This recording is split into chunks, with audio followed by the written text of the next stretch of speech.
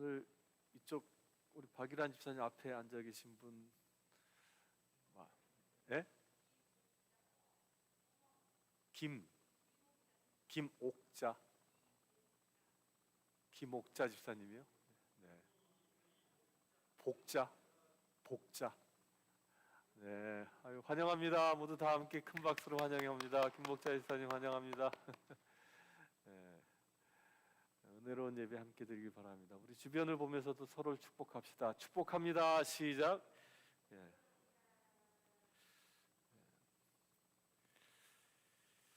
성부와 성자와 성령의 이름으로 말씀드립니다. 저는 지난 주간에 한국의 한 신자분으로부터 카톡을 받았습니다.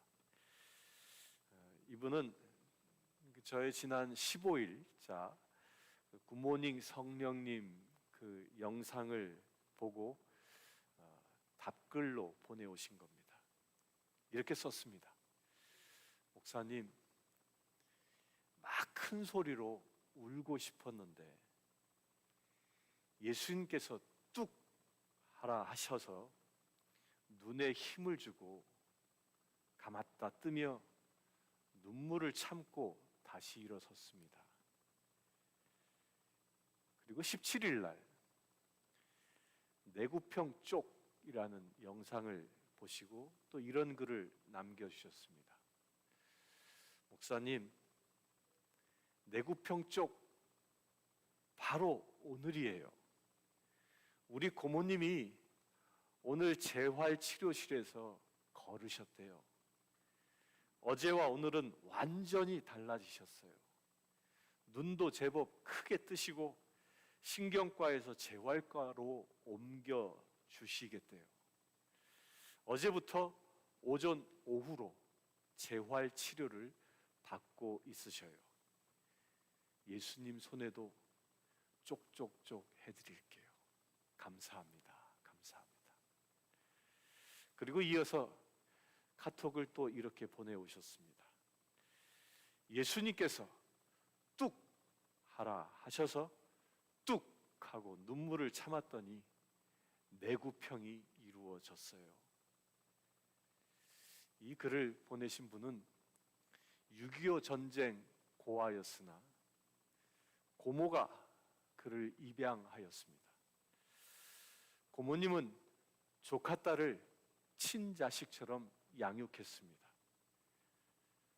고모님은 6.25 직후 그 어려운 시절 조카 딸을 양육하기 위해서 홀몸으로 모진 고생을 마다하지 않았습니다.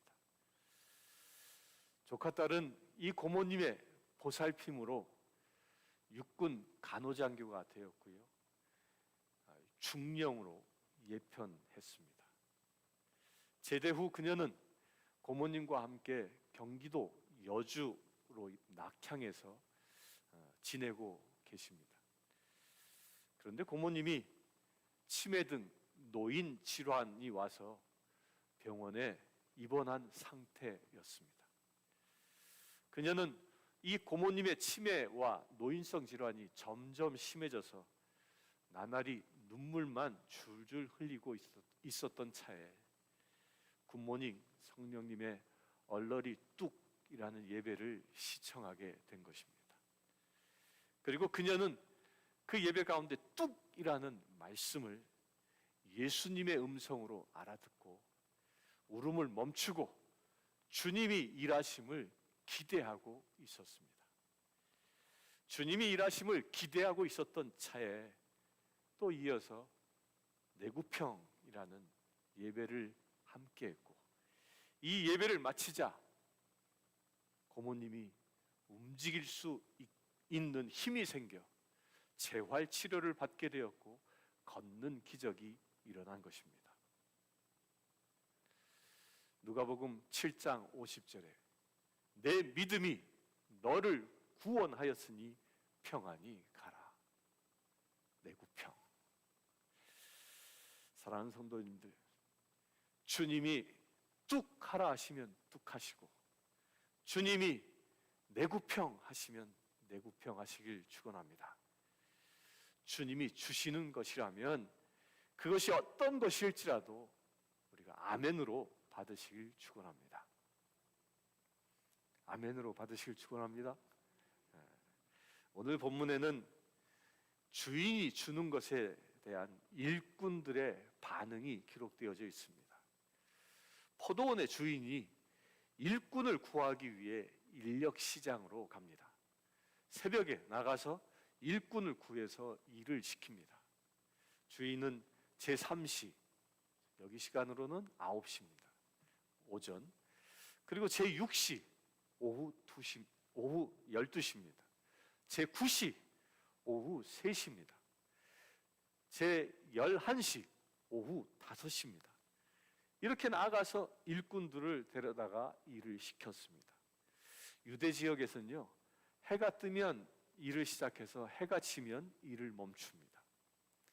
12시간을 이렇게 일한다고 치면 오전 6시에부터 오후 6시까지 일하는 것입니다. 그런데 5시 마지막 포도원에 들어간 사람은 1시간밖에 일하지 못했습니다. 1시간밖에 없는 사람에게도 주인은 말합니다. 너희도 포도원에 들어가라.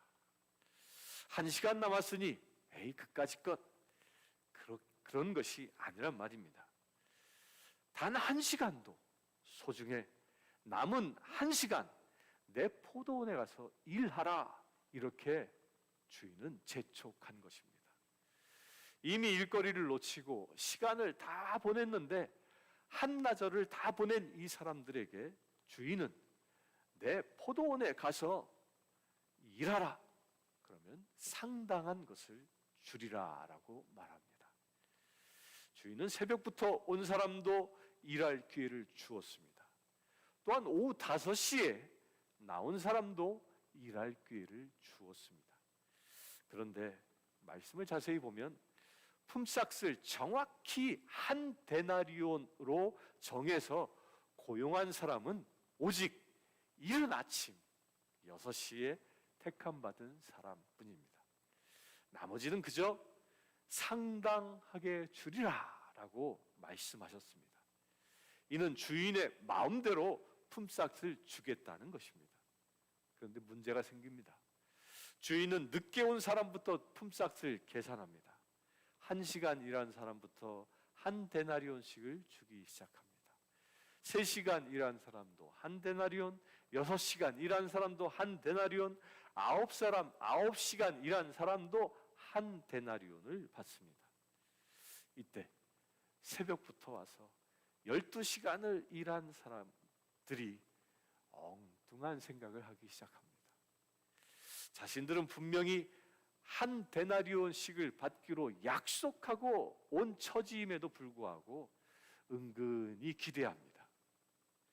저 사람들에게 한 데나리온씩을 주었으니까 적어도 우리에게는 서너 데나리온은 주겠지. 이런 기대심을 갖고 기대했는데 그들도 똑같이 한 데나리온을 받고 맙니다. 여기서 원망이 나옵니다. 아니, 우리는 하루 종일 일했는데 왜 한 데나리온? 저 사람들은 잠깐밖에 일하지 않았는데 왜 역시 한 데나리온입니까? 이게 불공평하다고 항의합니다. 그런데 주인과 나와의 관계를 생각해 보면 사실 원망할 게 없습니다. 애당초 약속은 몇 데나리온? 한 데나리온이었으니까. 그런데 이들은 짧은 시간 일한 사람이 자신과 같은 품삯을 받는 것이 못마땅했던 것입니다. 자신을 다른 사람과 비교해 보니 원망이 나온 것입니다. 거꾸로 보면 자신은 한 데나리온을 받기로 약정하고 왔기 때문에 한 데나리온을 받은 것이 당연하다고 여기면 되는 것입니다. 그리고 이후에 온 사람들이 같은 한 데나리온씩을 받는 것은 주인의 너그러운 처사라고 칭찬하면 참으로 아름다운 것입니다. 심리학 이론 중에 교류 분석이라는 용어가 있습니다. 인간의 모습을 네 가지로 분류해서 말하고 있습니다. 첫째는요, 자신에 대해서 긍정적이고 남에게 대해서는 부정적인 사람이 있다고 합니다. 이 사람은 자신감이 있는가 하면 또 반면에 남을 멸시하는 그 교만이 안에 있습니다. 자신에 대한 문제는 대단히 긍정적이고 반면에 남은 항상 부정적으로 얘기합니다. 이 평가 기준 때문에 이 사람은 늘 불행하고 불평불만이 있습니다. 두 번째 유형은요, 자신에 대해서는 부정적이고 다른 사람에 대해서는 아주 긍정적인 사람이 있습니다. 이 사람은 항상 남을 부러워하며 산다고 합니다. 남의 처지만 좋아 보입니다. 남이 먹는 떡만 커 보입니다. 남의 자식은 잘 된 것 같고 내 자식은 잘못된 것 같이 느낍니다. 심지어는 남편도 남의 남편이 훨씬 좋고요, 내 남편은 어쩌다 저런 게 걸렸지 이렇게 불평합니다. 항상 불평 속에 살아갑니다. 이런 유형은. 세 번째 사람들은요, 자기에 대해서도 부정적이고 또 남에게 대해서도 부정적인 사람이 있습니다. 이런 사람을 보고 염세주의자라고 얘기합니다. 항상 이 사람들은요, 불평과 원망이 가득 차 있습니다. 그리고 늘 세상은 다 망했다라고 말합니다. 대단히 비관적인 사람입니다. 반면에 네 번째는 자기에 대해서도 긍정적이고 또 남에게 대해서도 긍정적인 사람이 있습니다. 나 자신도 행복하고 남도 행복하게 봅니다. 그리고 남을 부러워할 것도 없고 더불어 행복해 할 줄 아는 사람입니다. 이런 네 부류의 사람들이 있는데요, 사랑하는 성도 여러분, 여러분은 어느 쪽입니까? 오늘 본문에 대단히 귀중한 중요한 말씀이 있습니다. 주인은 말씀합니다. 내 것이나 가지고 가라. 이게 무슨 말입니까? 내가 받은 것이 은혜라고 왜 생각을 못하느냐? 내가 너를 부르지 않았으면 너는 하루 종일 장터에서 놀고 공쳤을 거 아니냐? 내가 너를 불렀기 때문에 하루 일을 했고 또 품삯도 받은 것 아니냐? 그것이 많던 적던 내가 본래 너와 약속한 것 아니냐? 너와 나와의 약속이 한 데나리온이었다. 이것은 정당하게 받은 것이다. 합당하게 받은 것이요 또 은혜롭게 받은 것이다. 바로 그 말입니다. 또한 여기서 중요한 말씀이 또 하나 있습니다. 14절과 15절에 보면 나중 온 이 사람에게 너와 같이 주는 것이 내 뜻이니라. 내 것을 가지고 내 뜻대로 할 것이 아니냐. 내가 선함으로 내가 악하게 보느냐. 내가 선함으로 네가 악하게 보느냐. 여러분, 얼마나 강력한 말씀입니까? 내가 선한데 왜 너는 나를 악하게 보느냐는 말씀입니다. 요한복음 21장에 보면요, 베드로가 예수님과 참 중요한 시간에 만나서 대화를 함께 나눕니다. 예수님이 네가 나를 사랑하느냐? 내 양을 먹여라. 내가 나를 사랑하느냐? 이렇게 세 번을 물으시고 내가 나를 위해서 장차 큰 핍박을 받고 어려운 고난을 당해야 되겠다. 이렇게 예언의 말씀을 하십니다. 베드로가 그때 궁금한 게 하나 생겼습니다.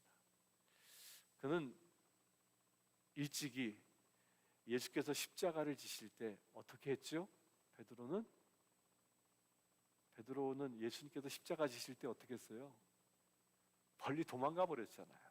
그냥 여인네들의 이야기에 그냥 옷까지 훌러덩 벗고 휙 도망가 버렸는데, 그런데 요한은요, 재판정에서도 끝까지 십자가 밑에 서서 십자가에서 돌아가시는 그 장면까지 끝까지 요한은 예수님과 함께 했습니다.